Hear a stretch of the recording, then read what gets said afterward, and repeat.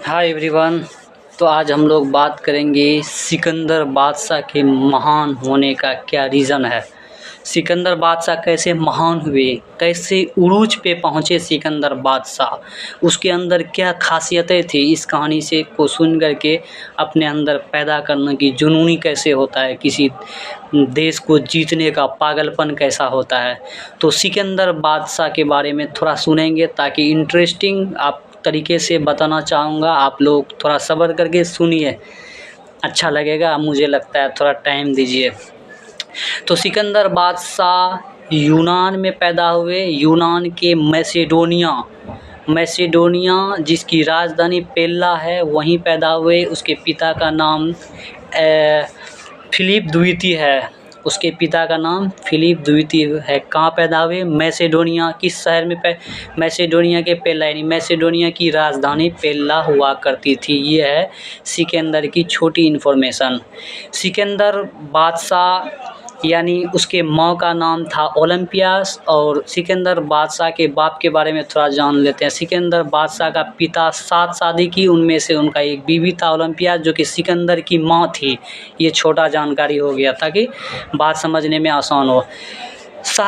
उसका 7 बच्चे भी हुए थे फिलिप द्वितीय का। उनमें से 4 लड़का 3 लड़की थी। सिकंदर से बड़े एक भाई थे और सिकंदर से बड़ी एक बहन थी। सब छोटा ही था, ठीक है। सिकंदर 20 साल पे राजगद्दी पे बैठे, राजा बने। उसके बाद उसका जुनून दिन ब दिन बढ़ते चले गया। सिकंदर की शिक्षा के बारे में बात करते हैं। सिकंदर साहब अरस्तु जैसे दार्शनिक महान से शिक्षा लिए। और अरस्तु मतलब उसको युद्ध की कहानी सुनाया करता था। बिफोर जो बड़ा बड़ा युद्ध हुआ, बड़ा बड़ा हिस्टोरिकल कहानी जो बीता, उससे प्रेरित होकर सिकंदर ने फैसला किया इस फील्ड में। उसको इंटरेस्ट था काफ़ी, यानी कहता है ना कि इंटरेस्ट हो ना, कोई भी जंग आप जीत सकते हैं, लेकिन पेशेंस होना चाहिए, उस पर काम होना चाहिए, प्रैक्टिस होना चाहिए लगातार। मतलब उस पर काम होते रहना चाहिए, रुकना नहीं चाहिए। सक्सेस का यही राज है जो कि सिकंदर में ने भी वही करे पूरा ज़िंदगी में। 20 साल की उम्र में राजा बना, और कैसे बना थोड़ा उसके बारे में लेके चलेंगे। सिकंदर बादशाह जुनूनी थे। उसके पिता को भी मालूम था कि सिकंदर सब लड़का लड़कियों में से सबसे अलग था। इसीलिए अरस्तु जैसे लोगों से रिक्वेस्ट करके उन्होंने शिक्षा पूरा करवाया। यानी युद्ध के बारे में। मतलब अरस्तु काफ़ी अच्छा एक्सप्लेन करते थे, समझाते थे, इसीलिए उसका मेन गुरु माना जाता है अरस्तु। तो सिकंदर अपना शिक्षा पूरा किए। उसके बाद उनके यानी सिकंदर की बहन के शादी के दौरान यानी उनके पिता का हत्या कर दिया गया। यानी कोई बताता है कि अंगरक्षक थे, उनको मतलब फिलिप द्वितीय को मार दिया गया। उसके बाद फ़ौरन सिकंदर राजा बने। राजा बनने के बाद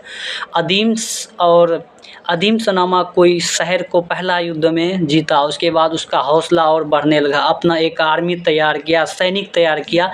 उन्होंने लड़ाई चालू किया। जहाँ लड़ता था, जीतता था, वहाँ के सैनिक को अपने में मिलाता था। धीरे धीरे 5 से 7 हज़ार राइडर बनाए, यानी घुड़सवारी बनाया। घोड़ा में सवार होकर लड़ाई करते थे। 5 से 7 हज़ार लोग, 30-35 हज़ार लोग ऐसे नॉर्मली लड़ते थे। यानी एक बहुत बड़ा सैनिक तैयार करके पूरा जहाँ लड़ते थे, ऐसा माना जाता था कि मैक्सिमम जंग वो जीतते थे। अंत में वह भारत आए। भारत के मैक्सिमम यानी झेलम का युद्ध, झेलम नदी के पास जो युद्ध हुआ, वहाँ यानी झेलम के पास वो एक राजा था, क्या नाम था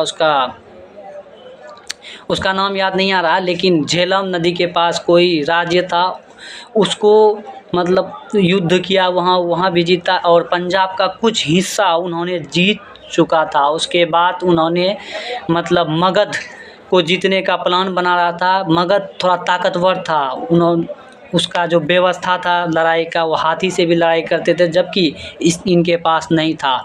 उनका सैनिक ये डरते थे कि हम लोग मतलब लगातार 10 साल से युद्ध भी कर रहे हैं, कितने दिनों से, कितने सालों से अपना परिवारों से नहीं मिले थे। इसीलिए उसके जो सैनिकों में है, मतलब ये सब में विरोध करने लगा, लड़ने से मना करने लगा।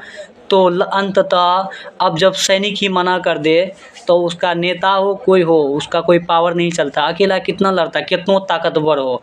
उन्होंने अंततः मतलब सिकंदर बादशाह ने मतलब हार नहीं माना, वापस लौट गए। वापस लौटने के दरमियान बेबीलोन, जो कि ईरान का हिस्सा है, बेबीलोन में ऐसा माना जाता था कई दिनों से सिकंदर लड़ाई करता है, जाहिर सी बात है जख्म तो लगेगा ही। जख्म था, जख्म के दौरान उन्होंने ध्यान नहीं करा तो उसके वजह से मलेरिया पकड़ लिया। मलेरिया के दौरान महज 32 साल में यानी 323 ईस्वी में सिकंदर का मृत्यु हो गया। यानी वो कुल टोटल 10 साल ही जंग किया, ऐसा माना जाता है। दुनिया में पहला ऐसा बादशाह था, मतलब माना जाता है, ये नहीं परफेक्ट है, ऐसा पहला बादशाह था कि जो 10 साल की उम्र में 3 महाद्वीप यानी 3 महाद्वीपों को जीत लिया था। अफ्रीका महाद्वीप, यूरोप महाद्वीप, एशिया महाद्वीप। यानी एशिया महाद्वीप में भारत में आके वो झेलम मतलब नदी के पास भी युद्ध करा। उसके बाद 20 नदी मतलब 20 क्रॉस करने वाले थे, 20 नदी के पास